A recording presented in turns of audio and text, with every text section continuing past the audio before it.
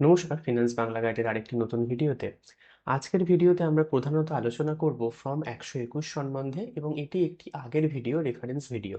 এই ভিডিওতে আপনাদের যে কোশ্চেন আগের ভিডিওতে আপনারা করেছিলেন সেইগুলো সম্বন্ধে আলোচনা করব, এবং এই ফর্মটি কাদের জন্য ম্যান্ডেটারি, কি কি পেনাল্টি আছে এবং কি কি ভুল আপনারা করে থাকেন এবং তার লাস্ট ডেট কবে সেটিও এই ভিডিওতে আমরা আলোচনা করছি।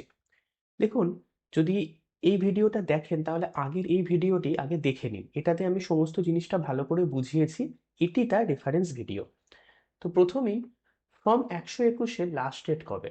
দেখুন, লাস্ট ডেট বলতে কিন্তু কিছু হয় না। গোটা ফিনান্সিয়াল ইয়ারের যে কোনো সময়ই আপনারা এই ফর্মটি জমা দিতে পারেন। কিন্তু প্রতি বছর মানে প্রতি মাসে, ধরুন এপ্রিলে, ব্যাংক আপনার ইন্টারেস্ট 20 তারিখের মধ্যে ক্যালকুলেট করে দেয় এবং 21, 22, 25 তারিখে আপনার ডেট অনুসারে ইন্টারেস্ট অ্যাকাউন্টে ক্রেডিট করে দেয়। তো ইন্টারেস্ট ক্রেডিট করার আগে আপনি যদি ফর্ম 121 না ফিল আপ করেন তাহলে কিন্তু আপনার টিডিএস কেটে যাবে। আবার আপনি যদি মেতে গিয়ে 121 ফিল আপ করে দেন তাহলে কিন্তু আর মেয়ের ইন্টারেস্ট থেকে টিডিএসটা কাটবে না। তাই যখনই আপনি ফিল আপ করছেন ফর্ম 121, একটু তাড়াতাড়ি করে নিন, চেষ্টা করুন এপ্রিলের 20 তারিখের মধ্যে করার। আচ্ছা, এটা কাদের জন্য ম্যান্ডেটারি? খুব সহজ সরল একটা নিয়ম মাথায় রাখুন। যদি আপনার ইনকাম, মানে সুদের ইনকাম, 4 লাখ টাকার থেকে কম হয় এবং আপনি ইনকাম ট্যাক্স ফাইল না করেন, আপনি ফর্ম 121 ফিল আপ করুন। আচ্ছা, পেনাল্টি কি হয়? দেখুন, পেনাল্টি সেরকম কিছু হয় না, শুধু আপনার ট্যাক্স কেটে নেবে।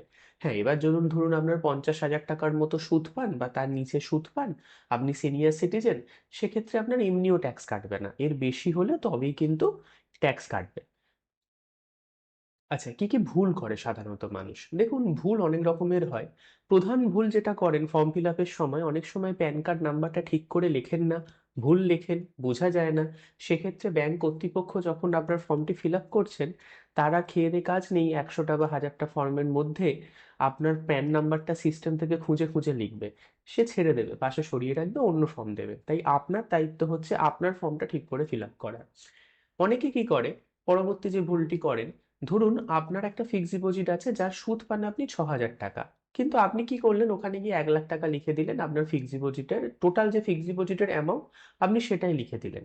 তা করলে কিন্তু হবে না। আপনি যেটা সুদ পান বছরে সেটা লিখবেন। অনেকে আবার কি করে, 4 লাখ টাকার বেশি লিখে দিলেন। আপনার একটা 5 লাখের এফডি আছে, একটা 5 লাখ টাকা লিখে দিলেন। তার লাভ কি হলো? 4 লাখের বেশি হলে তো ফর্ম 121 এমনিই অবৈধ। তো আপনি যে ফর্ম 121টা ফিল আপ করলেন, আপনার কি কোনো কাজে লাগলো? লাগলো না। তাই যখনই ফর্ম 121 ফিল আপ করবেন, এই জিনিসগুলো মাথায় রাখবেন। এবার আমার আগের ভিডিওতে এত ভালো লেগেছে, সবাই এত কমেন্ট করেছে, আমি সবাইকে রিপ্লাই দিয়েছি এবং আপনাদের জন্য আবার আলাদা করে একটি ভিডিও বানাচ্ছি। কারণ আপনারা যে রিপ্লাই দিয়েছেন আমার খুব ভালো লেগেছে, আপনাদের কোশ্চেন অ্যান্সার দিতে পেরে আমার নিজস্ব ব্যক্তিগতভাবে খুব ভালো লাগছে। তাই আমি আপনাদের সবার কোশ্চেনগুলোকে এখানে সংঘবদ্ধ করে অ্যান্সারগুলো দিচ্ছি, একটু দেখুন। প্রথমে উনি বলছেন যে প্রিভিয়াস 15G-তে তো এফডি অ্যাকাউন্ট নাম্বারগুলো কলম ছিল, তো এটাতে কেন নেই? দেখুন, ফর্ম 121-এ অ্যাকাউন্ট নাম্বারের কলম নেই, দরকার নেই আপনার। সরকার যেমনভাবে ফর্ম বানিয়েছে আপনি তেমনভাবেই ফিল আপ করুন। আপনার টোটাল যেটা সুদের টাকা আপনি সেটা লিখে দিন, দরকার নেই অ্যাকাউন্ট নাম্বার লেখার, আপনার কোনো অসুবিধা নেই তাতে। পরের জন বলছেন আমার মিউচুয়াল ফান্ড থেকে আপনি সুদ পাই, সেক্ষেত্রে কি আমাকে 121 নম্বর ফর্মটা ফিল আপ করতে হবে? দেখুন, মিউচুয়াল ফান্ড থেকে সুদের জন্য 121 ফিল আপ করার দরকার নেই। যেটা 121 ফর্ম আছে সেই ফর্মেতে nature of income, normally interest from securities এবং পিএফ এর টাকা উইথড্রয়াল, এই সমস্ত ক্ষেত্রে লাগবে। মিউচুয়াল ফান্ডের ক্ষেত্রে এই ফর্মটি কিন্তু নয়। তাই দরকার নেই মিউচুয়াল ফান্ডের কোনো জিনিসপত্র দিয়ে ওভার কমপ্লেক্স করার, সহজ সরলভাবে রাখুন। আচ্ছা, পরের জন বলছে একই ব্যাংকের একটি শাখায় একাধিক ফিক্সড ডিপোজিট থাকলে সেক্ষেত্রে কি ইন্ডিভিজুয়াল ফর্ম 121 ফিল আপ করতে হবে নাকি একটি ফর্ম? একটি ফর্ম ফিল আপ করবেন। টোটাল এফডি গুলোর যেটা সুদ হবে সেটি একত্রিতভাবে ওই একটি ফর্মে লিখবেন, তাহলেই হবে। পরের জন বলছেন এগ্রিগেট ইনকাম এটি ইয়ারলি না মান্থলি? এটি কিন্তু ইয়ারলি, মানে আপনার গোটা বছরে, অর্থাৎ গোটা বছরে মানে 1 এপ্রিল থেকে 31 মার্চের মধ্যে যে সুদের টাকাটা হবে সেই টাকাটা আপনি লিখবেন। পরের জন বলছেন সিনিয়র সিটিজেনদের ক্ষেত্রে যদি 4 লাখ টাকার বেশি ইনকাম হয়, 121 ফর্ম জমা নেয়, তাহলে কি আইটিআর ফাইল না করলেও চলবে?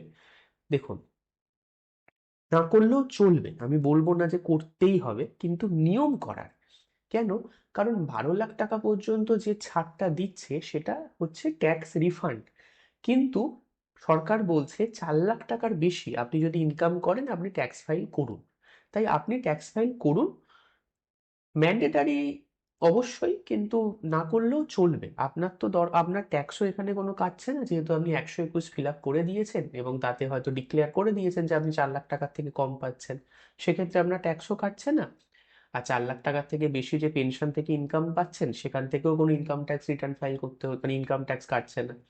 ঠিক আছে, কিন্তু রিটার্ন ফাইল করে রাখাটা ভালো। পরবর্তী ব্যক্তি বলছেন 3 বছরের ইন্টারেস্ট টোটাল দেওয়া আছে, 1 ইয়ার বের করতে হলে কি 3 দিয়ে ভাগ করতে হবে?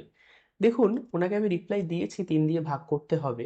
কেন দিয়েছি? কারণ সেটা সহজ সরলভাবে লেখার জন্য।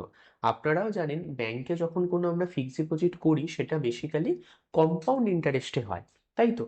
তো 3 দিয়ে ভাগ করলে অরিজিনাল কিন্তু সুদের হারটা বেরোয় না, কিন্তু ফর্ম ফিল আপের ক্ষেত্রে সহজ সরলভাবে একটা আনুমানিক দিয়ে দিতেই পারেন, অথবা যদি আপনার মনে হয় যে আপনি কিছু না বুঝতে পারছেন, ব্যাংক কর্তৃপক্ষকে বলুন যে আমার এই ফিনান্সিয়াল ইয়ারে কতটা অ্যাক্রুড ইন্টারেস্ট জমেছে, আমাকে একটা সার্টিফিকেট বার করে দিন, ইন্টারেস্ট সার্টিফিকেট। তো ওনারা ওটা দেবেন, তাতে আপনার সুদের সংখ্যাটা লেখা থাকবে এক্সাক্ট, ওটা বসিয়ে আপনি ফিল আপ করে দিতে পারেন।